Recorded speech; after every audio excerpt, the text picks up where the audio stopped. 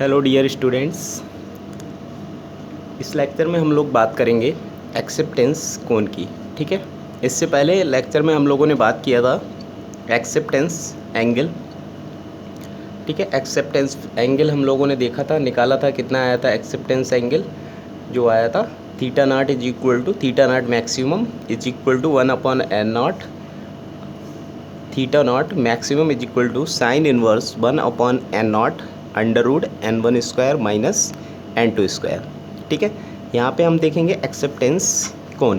ठीक है, acceptance angle को जो है हाफ एंगल ऑफ एक्सेप्टेंस कोण भी कहते हैं। ठीक है, ये क्या है, एक्सेप्टेंस कोण जो है वो एक्सेप्टेंस एंगल का क्या होता है, डबल होता है, जस्ट डबल होता है। ठीक है, तो यहाँ पे हम उसी तरह से देख सकते हैं कि डायग्राम हमारे पास बना हुआ है। ये क्या है, ये क्लैडिंग हो गया जिसका रिफ्रैक्टिव इंडेक्स n2, ये क्लैडिंग हो गया। ठीक है, और ये क्या है, कोर, ये क्या है, कोर पार्ट, और इसका रिफ्रैक्टिव इंडेक्स n1। ठीक है, ये क्या है, आउटर, ठीक है, ईयर मीडियम है, तो यहाँ पे जो रिफ्रैक्टिव इंडेक्स है वो कितना है, n0।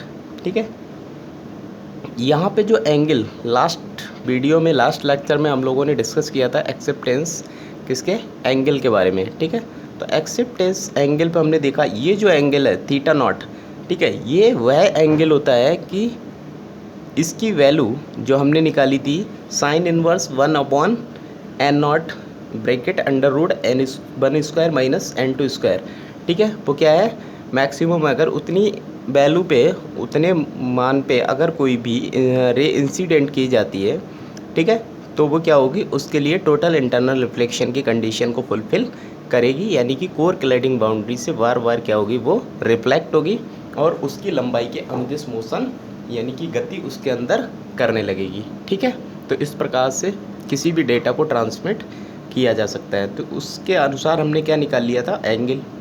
ठीक है, यहाँ पे देखो क्या होता है, ये क्या है, कोर क्लैडिंग बाउंड्री है हमारी, ये कोर क्लैडिंग बाउंड्री है, कोर का रिफ्रैक्टिव इंडेक्स n1 हो गया यहाँ। ठीक है, और क्लैडिंग का रिफ्रैक्टिव इंडेक्स n2। ठीक, यहाँ का जो कोर एक्सिस है ये क्या है, कोर एक्सिस। ठीक है, यहाँ पे हमें क्या कराना होता है, कोई भी लाइट रे इंसिडेंट करानी होती है। तो ये हमें पता है कि जो इंसिडेंट एंगल होता है वो कितना रखना चाहिए। ठीक है,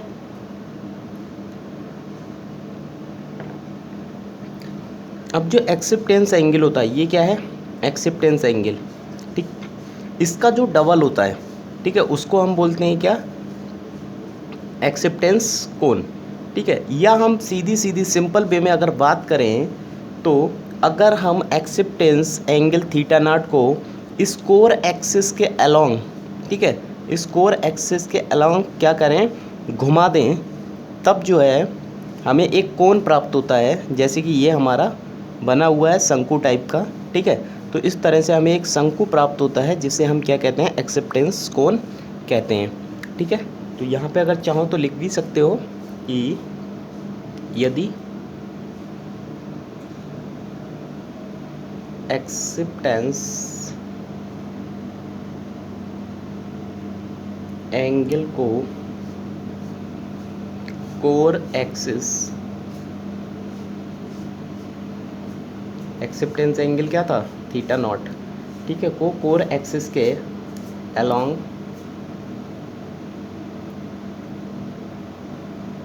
घुमाया जाए तो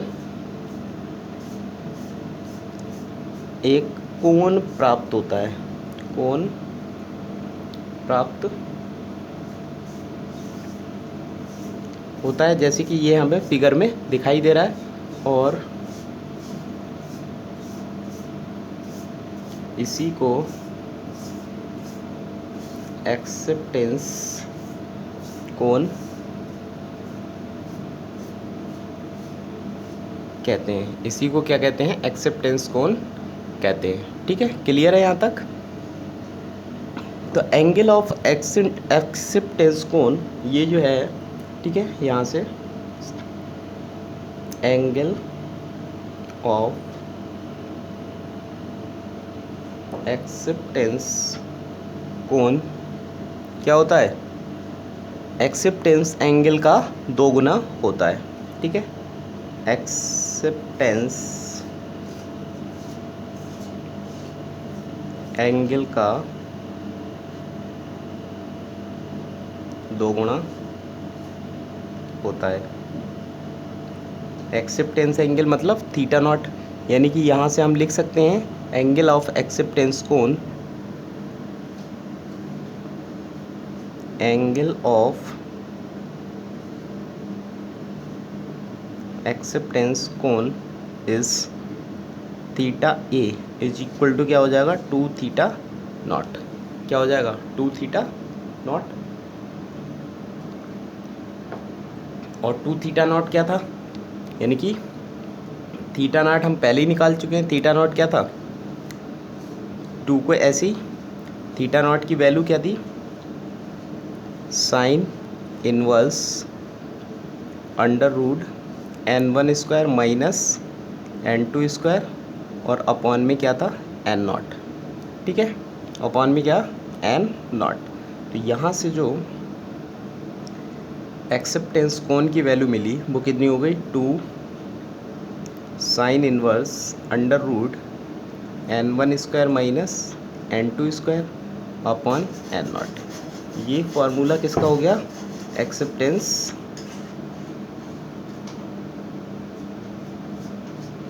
एक्सेप्टेंस कोण के लिए, ठीक है। एक्सेप्टेंस एंगल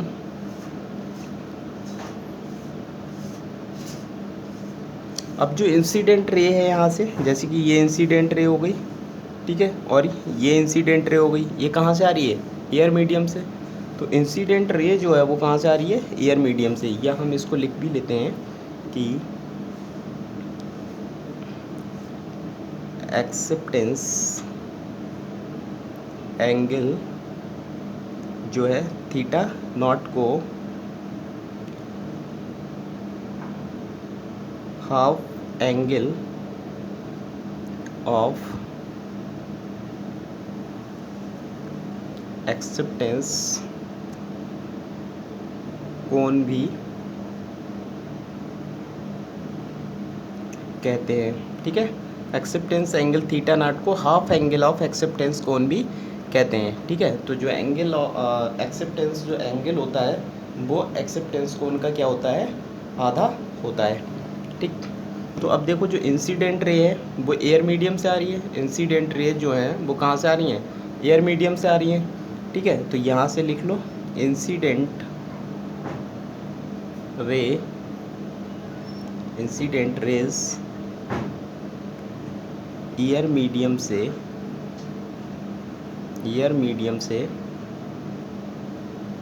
आती हैं। कहाँ से आती हैं, एयर मीडियम से, जिसके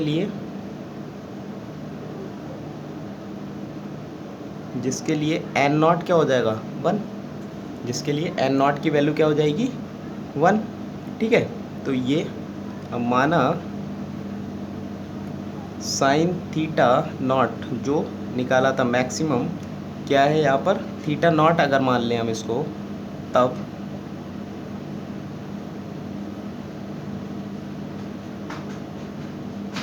इसको कोई समीकरण दे दो, समीकरण 1 वहाँ आ गई थी, समीकरण 2 दे दो, ठीक है। तब समीकरण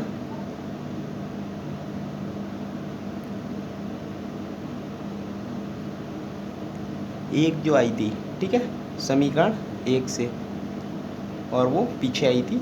तो 1 से क्या हो जाएगा, जो हमारी वो एक्सेप्टेंस एंगल वाली थी, theta naught is equal to क्या हो जाएगा, sine inverse under root n1 square minus n2 square, ठीक। ये आ गई। यहाँ पे एक्सेप्टेंस जो यहाँ पे एयर मीडियम के लिए n नॉट को क्या कर दिया, 1 कर दिया। तो थीटा नॉट हमारे पास साइन इनवर्स अंडर रूट ये आ गया निकल के। अब यही वैल्यू हम कहाँ उठा के रख देंगे, ये वैल्यू उठा के रख देंगे यहाँ पे। तो हमें क्या मिल जाएगा, एक्सेप्टेंस कोण मिल जाएगा, यानी कि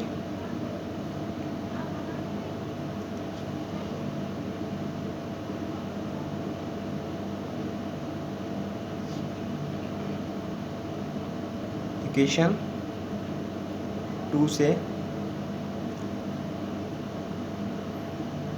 एंगल ऑफ एक्सेप्टेंस कोण, देखो कितना हो जाएगा। समीकरण 2 से अगर हम एंगल ऑफ एक्सेप्टेंस कोण निकालें तो कितना हो जाएगा,